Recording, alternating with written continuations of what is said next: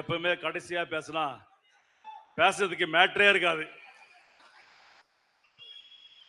உலகெங்கும் வாழும் ஒட்டுமொத்த தமிழனுடைய ஒப்பற்ற தலைவர் கேப்டனுடைய நல்லாசையுடனும் நம்முடைய கழகத்தினுடைய பொதுச் செயலாளர் புரட்சி அந்நியாருடைய தலைமையில இன்று பாசார் கிராமத்தில் நடைபெறுகின்ற இந்த மக்கள் உரிமை மீட்பு மாநாடு இன்று தமிழகம் மட்டுமல்ல, இந்தியா மட்டுமல்ல, இன்று உலகமே திரும்பி பார்க்கிறது. நம்ம மாநாடு இன்னைக்கு தமிழ்நாட்டில் இருக்கிற கட்சி மட்டும் கிடையாது, டெல்லி இருக்கிற கட்சி, அனைத்து கட்சியுடைய IB, IS எல்லாமே இங்கதான் இருக்காங்க. எனக்கு தெரியும் இது பாசார கிராமமா இல்லை சென்னை மாநகராட்சியா? கடலூர் மாவட்டம் என்றாலே கேப்டனுடைய கோட்டை. ராசியான மாவட்டம் கடலூர் மாவட்டம். 2011 3 சட்டமன்ற தொகுதி வெற்றி பெற்ற மாவட்டம் நம்முடைய கடலூர் மாவட்டம். எனக்கு ஒரே ஒரு ஆசை, 2011 தலைவர் அவர்கள் 29 சட்டமன்ற தொகுதியில வெற்றி பெற்று தமிழகத்தினுடைய எதிர்கட்சி தலைவராக கேப்டன் அவர்கள் சட்டசபைக்கு சென்றார். மீண்டும் அதே தொகுதியிலே தேமுதிக வெற்றி பெற்று நம்முடைய பொதுச் செயலாளர் அவர்கள் தமிழகத்தினுடைய துணை முதலமைச்சராக பதவி ஏற்க வேண்டும் என்று என்னுடைய ஆசை.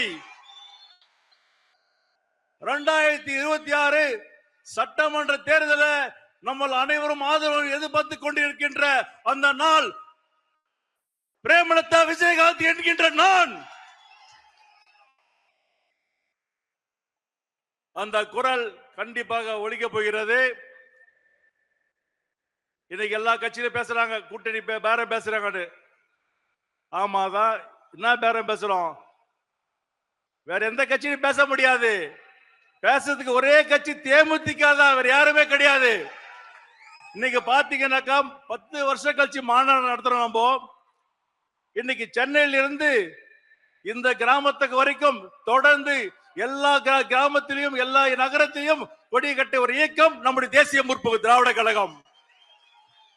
இந்த பக்கம் கன்னியாகுமரியிலிருந்து நம்முடைய மாநாடு திரைக்கு தொடர்ந்து கொடியை கட்டிய ஒரு இயக்கம் நம்முடைய தேசிய முற்போக்கு திராவிட கழகம்.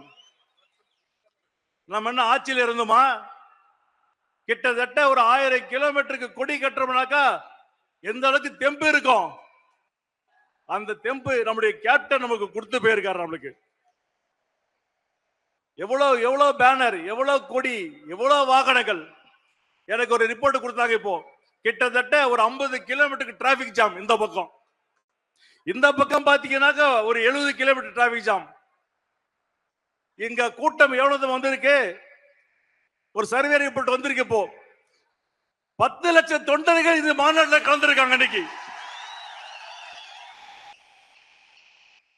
அப்ப நான் ஏன் பேரம் பேசக்கூடாது? பேரம் எதுல? சீட்ல. நீங்க தர 10 சீட்டுக்கோ 15 சீட்டுக்கோ இந்த தேமுதிக கிடையாது. தேமுதிக எங்க கூட்டணி போகிறதோ அந்த கட்சி தான் வெற்றி பெறும், அந்த கூட்டணி தான் வெற்றி பெறும், ஆட்சிக்கு வரும். ஆகையால் டைம் இல்ல, நான் எவ்வளவு பேச நினைச்சிருந்தேன். கண்டிப்பாக இதே இடத்துல நம்ம அனைவரும் கூட்டணி சேர்ந்து எல்லா கட்சி தலைவரை இதே இடத்துல வர வச்சு ஒரு மீட்டிங் போடுவோம். அந்த மீட்டிங் வெற்றி பெற்று நம்முடைய கூட்டணி வெற்றி பெற்று நம்முடைய பொதுச் செயலாளர் தமிழகத்துடைய துணை முதலமைச்சராக வருவார் என்று கூறி விடைபெறுகிறேன். நன்றி, வணக்கம்.